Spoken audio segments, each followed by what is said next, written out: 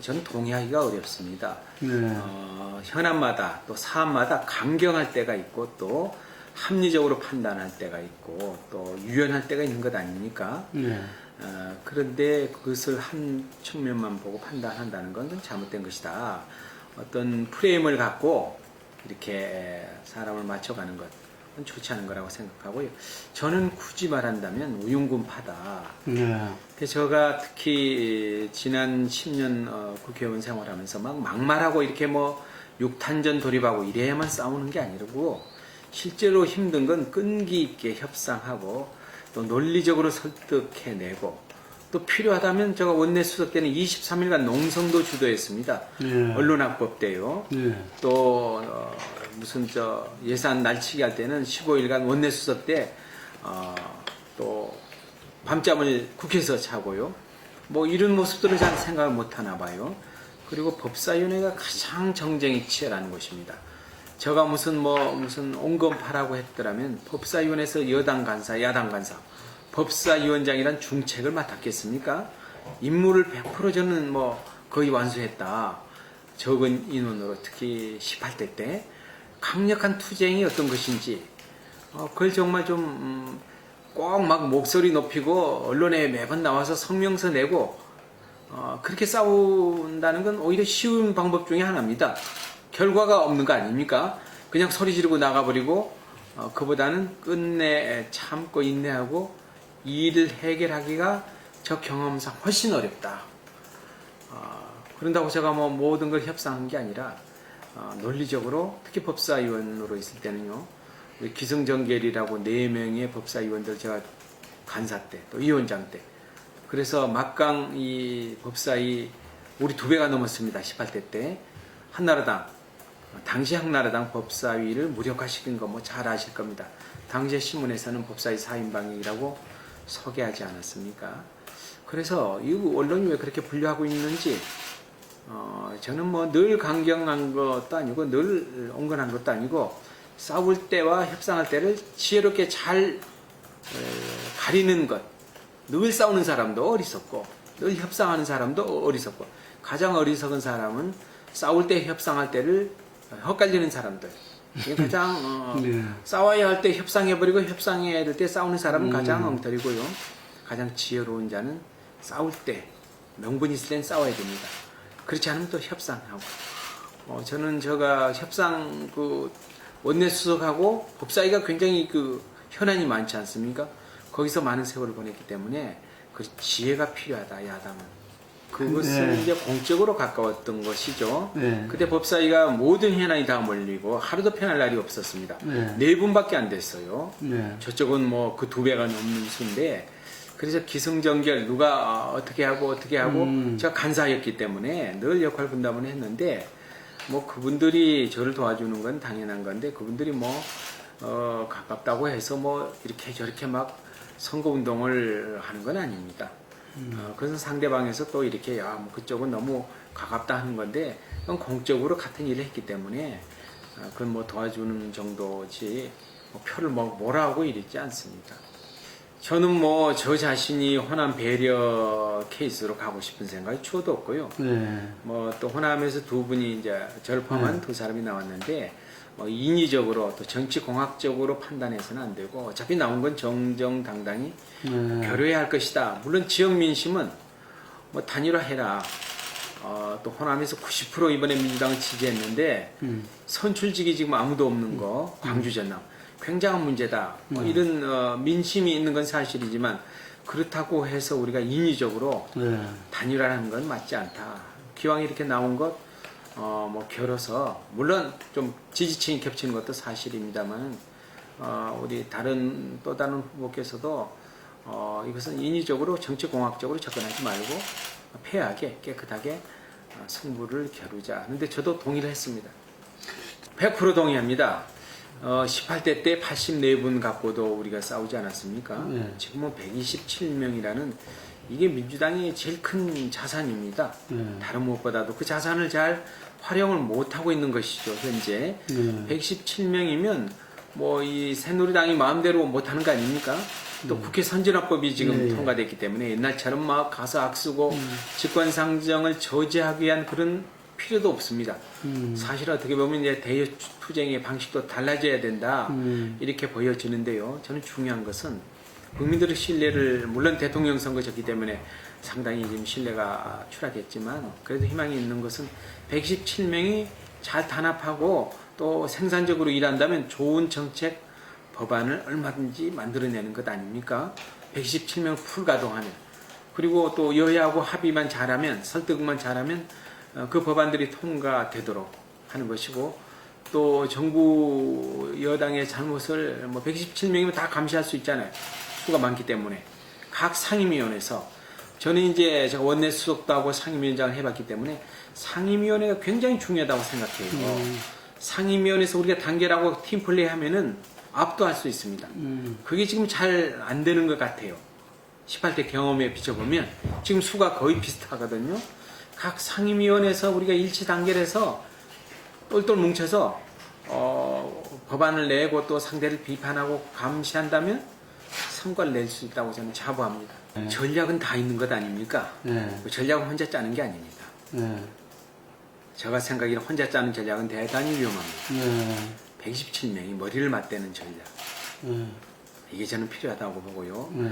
전략, 그 다음에 뭐 협상력은 제가 아무래도 소통하는 데는 제가 법사에 한번 파행 안 시켰습니다. 4명 모시고 일하면서 위원장 시절에 그 막강한 새누리당 제가 다 설득하고 논리적으로 파행 한번 안 시켜도 저 역할을 완수했습니다.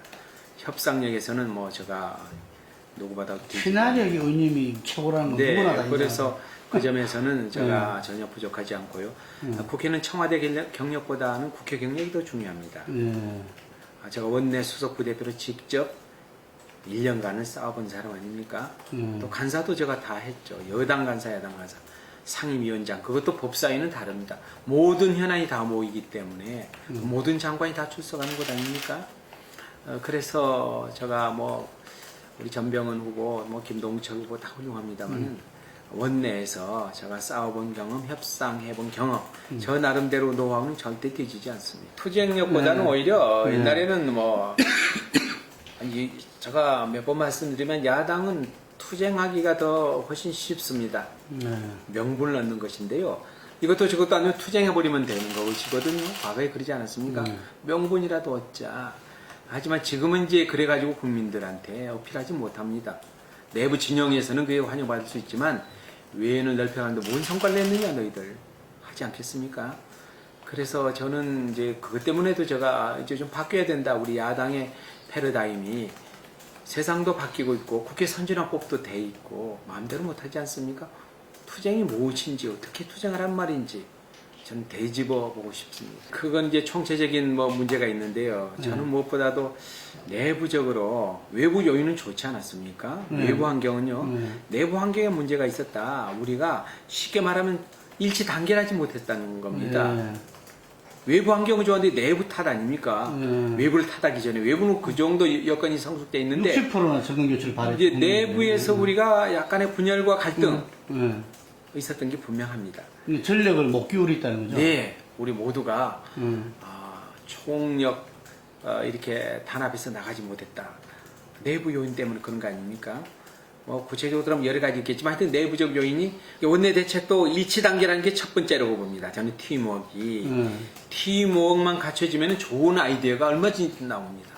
원내대표 혼자 머리를 쓰지 않아도 팀워크만 잘 일할 수 있도록 시스템을 만들어가는 게 원내대표의 몫이다. 옛날처럼 원내대표가 나가 다 하니까 나를 따라서 지시하고 그럴 수 없는 것 아닙니까? 법안도 너무 방대하고요. 그 법안을 다 파악하기도 어렵습니다. 아니, 제가... 네, 그것도 뭐 원내 지도부 탓도 있지만 당 전체에서도 이제 홍보랄지 선전에 좀 문제가 있었다고 보여집니다. 그건 당 차원에서도요. 원내에서는 이제 주로 이제 법안이나 정책을 갖고 다루는데 그걸 밖으로 알리는 일. 뭐, 그 물론 원내도 알려야 되겠습니다만은 오히려 우리가 많은 걸 했는데 선정은 새누리당이 마치 할 것처럼 포장해 버리는 거. 또 사람을 누구 영입해 갖고 뭐 김정희 박사 같은 경우는 그냥 딱 옆에 앉혀놓으니까 야 경제민주화 실천 의지가 있어 보이는구나 하는 것 아닙니까? 이런 것들 단적인 예를 든다면 우리가 그거는 이제 법안으로 만들어내는 노력이 부족한 거죠. 국회에서는 법안으로 만들어내야 되지 않습니까? 그게 제일 중요한 일입니다. 원내에서 하는 일은 결과로 말해주는 거죠. 경제민주화 입법 1회란 입법이 있다. 그걸 제출하고서 그것을 통과시키기 위한 노력들을 보여줘야 되는데 그 뭐 정책 위반 단계에서 많이 했습니다만은 법안으로서 강력 투쟁하지는 못했던 것 같아요. 공정거래화법이랄지 뭐 전속 고발권 폐지랄지 또는 은행법이랄지 금융지주회사법 같은 경우에 그걸 법으로 만들어서 일이란 문제점을 부각시키지 못한 거죠. 쉽게 말씀드리면 이거 뭐 산업자본비 9%에서 4% 가야 이런 문제가 없어진다. 또는 전속 고발권 때문에 뭐 이 재벌의 횡포를 막지 못한다 하는 것들을 우리가 구체적 입법을 통해서 국민들에게 설득을, 여당은 설득하기 어렵다 하더라도 그런 노력이 원내에서 부족했다. 제가 말이 통하는 원칙주의자, 제가 원래 헌법을 전공했습니다. 헌법 119조의 수호자다.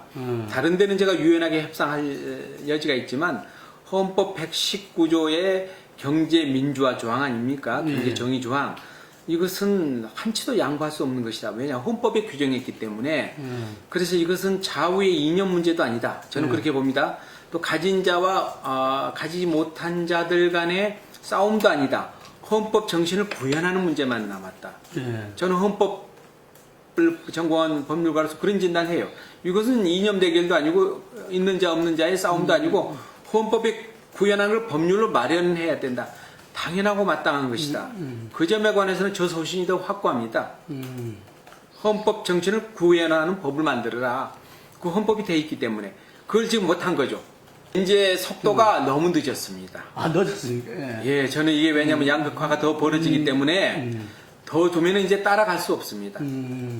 그 법이 87년에 김종인 박사가 주장해서 한 거 아닙니까? 예. 그로부터 25년이나 흘렀습니다. 예. 그 법을 만들어 놓고 그냥 사문화 해놓은 거죠. 속도 조절이. 그래서 25년이나 왔기 때문에 저는 그 점에 대해서는 제가 온건하고 뭐 강경파고 그 프레임에 걸리지 않아요. 헌법 정신을 그대로 구현한. 이미 많이 늦었다. 네. 너무 늦었죠. 더 늦기 전에 이건 해야 된다. 또 여기서 속도 조절하면 그 법이 지금 만들어진 지가 헌법이 20년, 25년 되죠. 네. 근데 제가 보기에는 저는 이제 김종인 박사한테도 늘 이야기를 들었습니다만은 김종인 박사도 그렇고 저 개인적으로도 이건 필수적이라고 생각합니다. 구조적으로 우리가 이제 한계에 달했어요. 재벌 성장이 한계에 달했습니다. 지금부터 폐해만 나타난다고 생각해요. 폐해만 나타난다. 재벌만 배불리고 국가 경제에 크게 대미되지 않고 국민 경제 특히. 그래서 이것은 보완제가 아니다. 이제는 반드시 바꿔야 된다고 생각합니다. 지금 뭐 갑이 요새 이제 그 부작용이 크게 나온 거 아닙니까? 갑이 얼마나 해먹었으면 이제 부작용이 가만히 있어도 들춰지는 거 아닙니까? 그래서 을을 위한 정당이 바로 말한 그 경제민주화가 저는 을을 위한 정당이라는 걸 보여주는 겁니다. 그러면 이제 갑과 을이라는 것도 없어지고 갑 대등한 위치로 올려놓는 거 아닙니까? 공정성, 공정한 문제가 해결되고 재벌 기업들의 그 문어발식 확장이랄지 금융 재벌이 이렇게 산업 자본을 지배하지 못하도록 하면 저는 이제 그렇게 되면은 이 약자인 뭐 기업들이랄지 하는 사람들이 을의 입장이 아니라 어느 정도 대등하게 완벽한 대등은 좀 쉽지 않겠지만 상당 부분 끌어올릴 수 있다라고 보여줍니다. 개인적으로 저는 변호사 시절에 제가 개성공단에 그 법률적인 그걸 용역을 받아서 한 경험이 있습니다. 이런 말은 제가 처음 하는 건데요. 토지공사로부터 그때 개성공단에 이 투자를 위한 법률 계약을 제가 총괄해서 한 사람 중에 하나입니다. 누구보다도 애정이 있습니다. 그 점은 제가 뭐 정착이 이전에요. 그 개성을 갔습니다. 그래서 제가 애정이 많은데요. 우선은 뭐 정치적으로도 이 개성이라는 건 좀 경제적 이득만을 넘어선 그런 전략적인 목표가 있었습니다. 왜냐하면 가장 그 서울에서 근접한 지역에 이 북한의 군사 밀집 지역이었거든요. 사실은 그것을 지금 한참 뒤로 물러났죠. 물러나게 하는 거 이것은 평화를 상징한다고 생각해요. 완충지대를 만든 것 아닙니까? 이것은 경제적 유형적인 가치로 환산할 수 없다고 생각합니다. 그 무형의 가치를 우리가 잊고 있는데 그거는 평화가 곧 경제다는 건데요. 그거는 뭐 얼마 거기서 매출이 얼마가 되고 순위가 얼마보다 훨씬 더 큰 그런 전략적 그 효과가 있고 또 경제적으로도 이 개성공단에서 얼마나 많은 기업들이 진출해서 상당히 그 저렴한 노동력을 가지고 상당히 또 어려운 기업들이 진출했습니까? 그래서 이것은 정말 이명박 정부와 박근혜 정부가 두 가지 측면에서 큰 전 국가의 손실이다고 보여집니다. 우선 전략적으로도 군사적으로도 정치적으로도 이 평화를 포기하고 군사적 위험을 증대시켜 경제적으로는 뭐 수치로 나와 있는 거니까 더 말할 수 없고 이것은 전략적 실패다. 대북 관계의 실패다. 강경하게 해서 좋아진 게 뭐가 있는지 묻고 싶어요. 어떻게 풀어야 된다고 보십니까? 그래서 저는 이제 그 남북 관계가 뭐 당사자만의 관계가 아니기 때문에 어려워요. 솔직히 말씀드리면 이게 육자회담 남북 간의 대등한 당사자 협상이 잘 안 되잖아요. 중국과 특히 미국이 있기 때문에 이 문제는 글쎄요 어떤 사람이 나와서 이렇게 뭐 일거에 해결한다는 거의 어려울 겁니다. 그러나 과거에 민주정부는 해내지 않았습니까? 조금씩 교류 개방을 늘려가는 게 맞다. 그 속도와 정도는 이제 좀 차이가 있을 수 있습니다.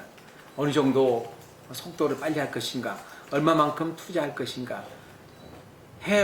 그거를 저는 계속 해야 된다고 퍼주기라고 하는 거, 그 양의 문제일 수도 있습니다. 그럼 좀 조절하면 되는 거 아닙니까? 그 일시에 스톱한 건 잘못이다. 한마디로 경악을 금치 못한다. 저는 이런 말을 쓰고 싶어요.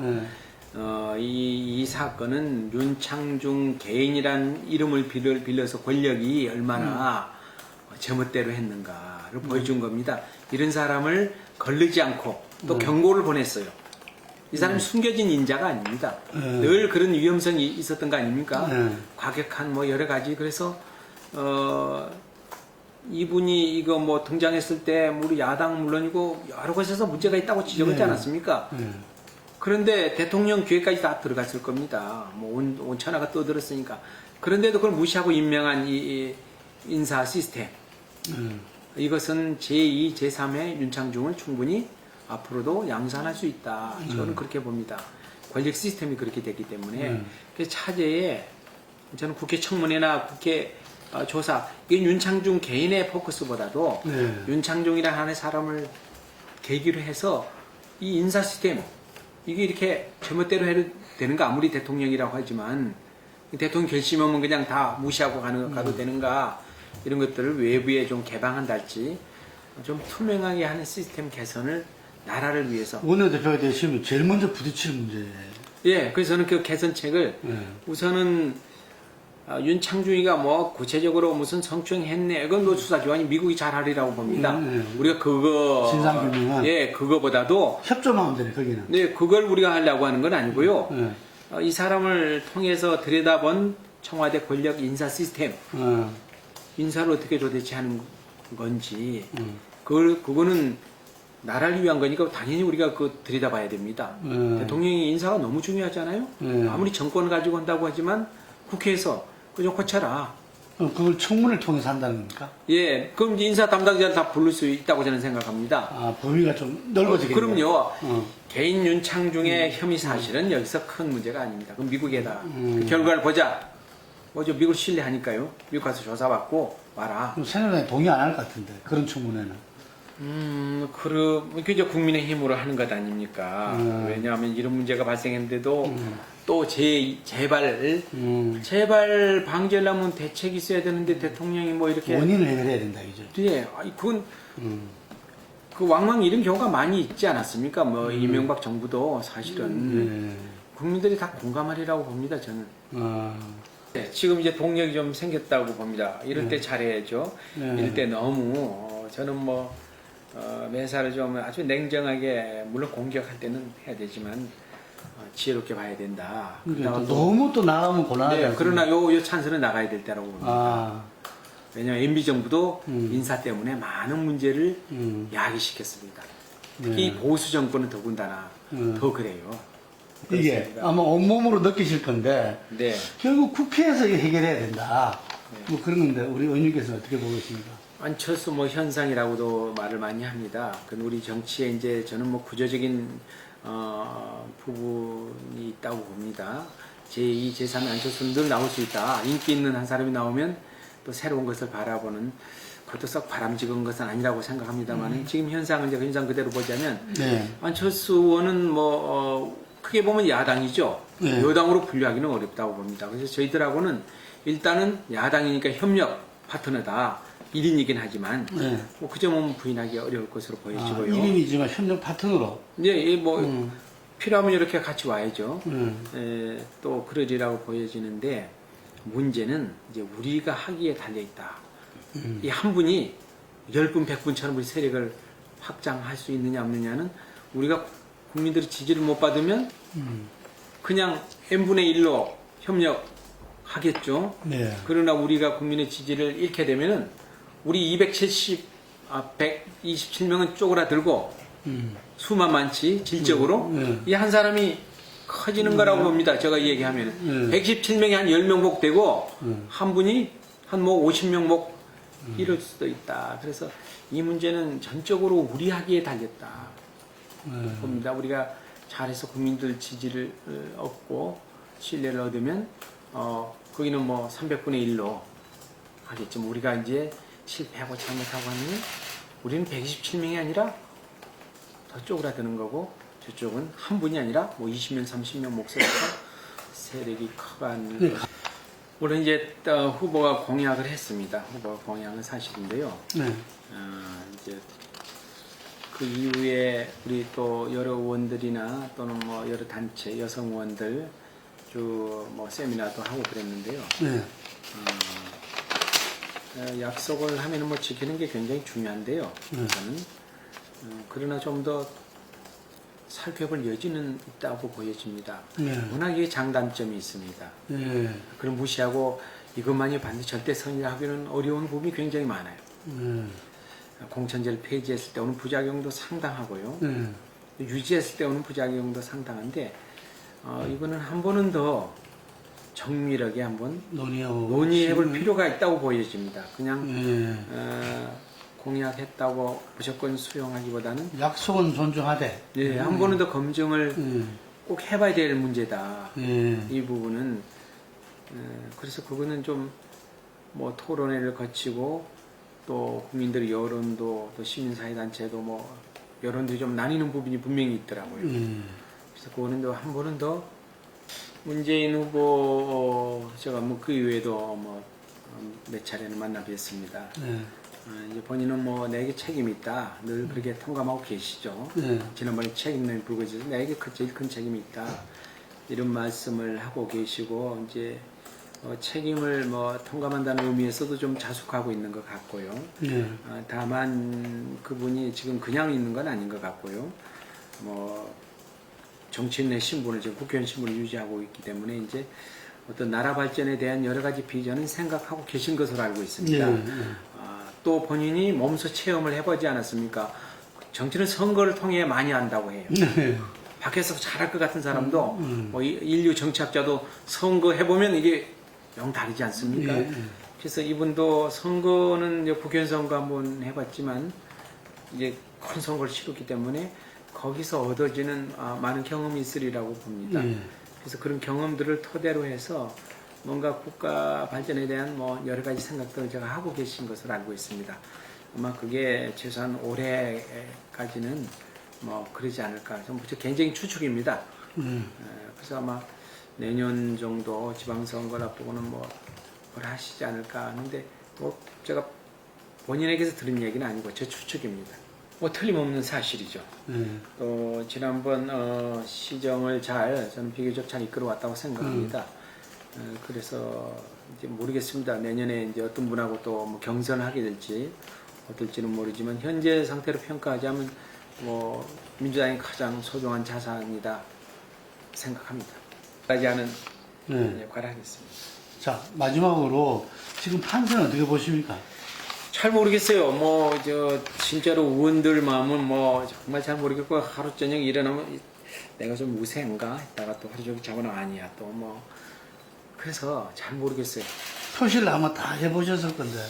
표시했다가 또 다음날 자고 나면 누구 얘기 들으면 그건 아니야. 또 했다가 이 사람은 또 의외로 찍는다고 했어. 그래서 이 정말 변화무쌍하고요. 네. 의원들 개개인의 판단이 워낙 또 이 고수들 아닙니까? 네, 그렇죠. 그래서 알기도 어렵고 그냥 하늘에 맡기고 제가 또 막 소통은 잘하는 편입니다만 가서 이렇게 부탁은 또 그런 건 잘 못해요. 네. 의외로 제가 네. 그냥 이렇게 뭘 하지만 나일은 잘 부탁을 못했습니다. 솔직히 말씀드리면 날 좀 도와주세요. 이런데 제가 그 다른 건 제가 친화력이 있다고 얘기해요. 다 누구하고 얘기해서 하지만 자신의 일은 잘 안 되더라고요. 네, 제가 뭐 모두에도 말씀드렸습니다만은 제가 산을 등반해 본 이거 좀 보시고. 사람입니다. 네. 예, 등반을 한 사람입니다. 우리 대원들의 사기를 앙양시켜줘야 고지에 오를 수 있습니다. 등반 대장의 역할이 지가 올라가는 게 아닙니다. 지가 앞장서는 게 아닙니다. 뒤에서 뒷바라지 합니다. 저는 우리 의원들이 상처를 많이 받았습니다. 대선 과정에서 또 경선 과정에서 주고받은 상처가 너무도 큽니다. 이 상처를 치유하지 않고 우리가 어떻게 싸우겠습니까?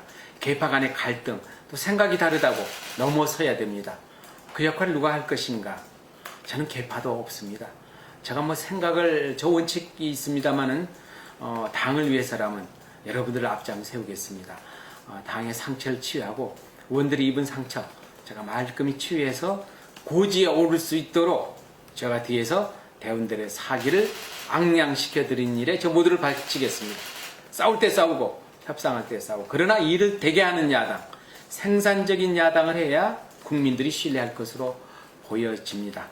야당이 싸우는 거 늘 하는 일입니다. 저도 하겠습니다. 선명하고 강한 야당 한 번도 포기한 적이 없습니다. 플러스 알파가 있어야 됩니다. 거기서 그쳐서는 안 됩니다. 싸우되 일을 하는 야당, 안정감이 있는 야당, 신뢰할 수 있는 야당. 어떤 교수는 대선 패배 요인 중에 첫 번째가 야당의 행태 때문이라고 얘기했습니다. 우리가 아무리 좋은 정책과 법안을 내더라도 국민들이 그 판단에 들어가기 전에 그들이 말하는 표현 방식, 태도를 보고 좋다 나쁘다 판단했다고 지적한 교수도 있습니다. 올바른 태도로 진정성을 갖고 싸우더라도 품격을 유지하는 야당 제가 보여드리겠습니다. 네, 감사합니다.